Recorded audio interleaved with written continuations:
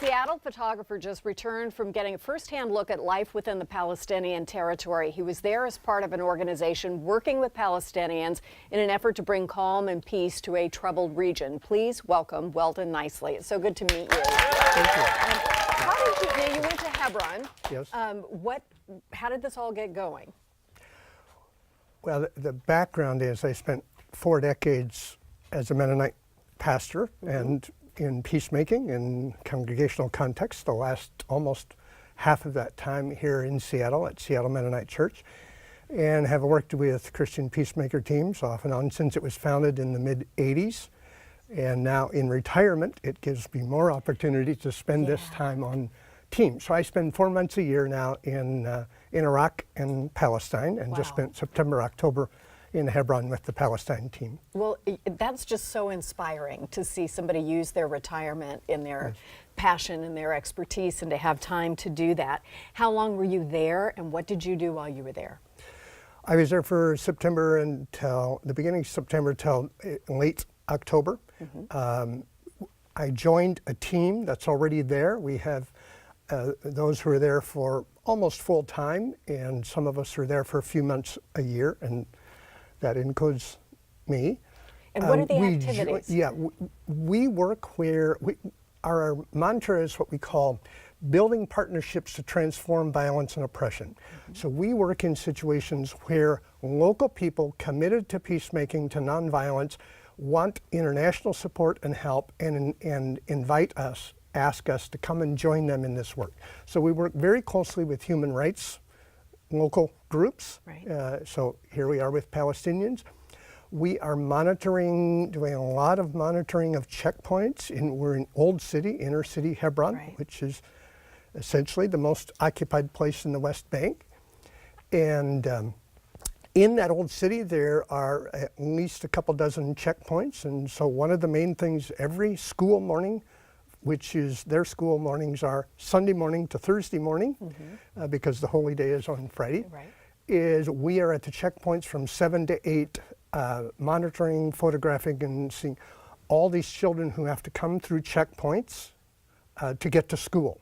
And often they're delayed and stopped. The checkpoints are turnstiles that are locked to get in, and then you have to go through a building and a security system, and then be allowed out and through another turnstile to get out. So often when school starts, there's still 30 children. I mean, I'm talking about children in kindergarten and elementary school years who just to get to school have to go through Let's share some of your photographs because they tell these really wonderful stories.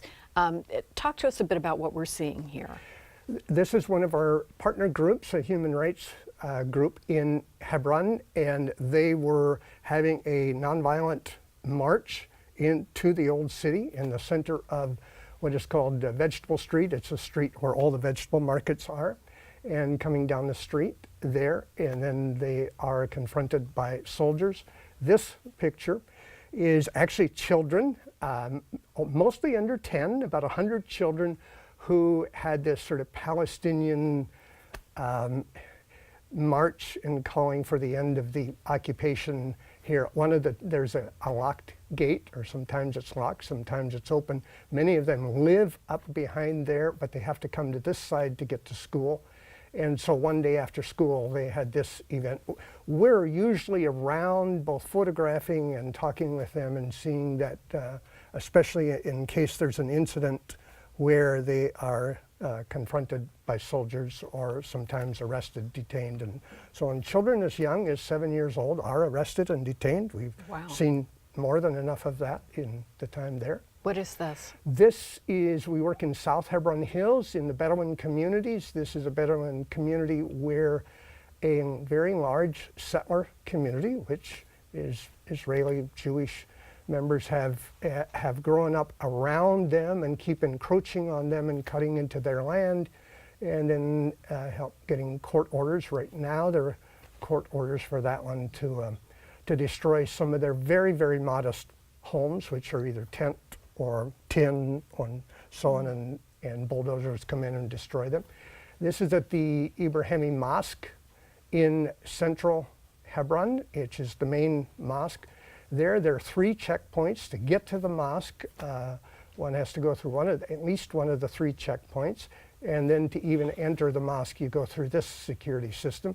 And there are 8 cameras above that mosque. We monitor this especially on Friday noon, which is the main prayer of the week, and see who's being ID checked and delayed and kept from coming to prayer. Well, there's a lot of news going on right now with regard to Jerusalem, so this is especially timely, but it's we have to hear stories from all sides, every direction here to understand this, because this is a problem that has plagued this area for far too long. I hope there is some kind of hope ahead.